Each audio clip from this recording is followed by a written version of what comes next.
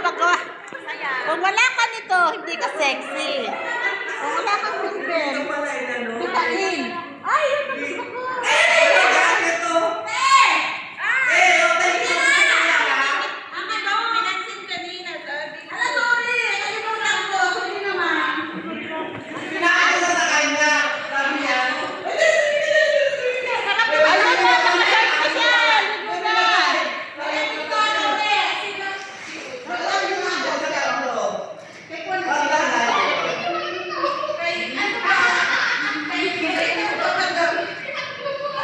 Mga cheese curds.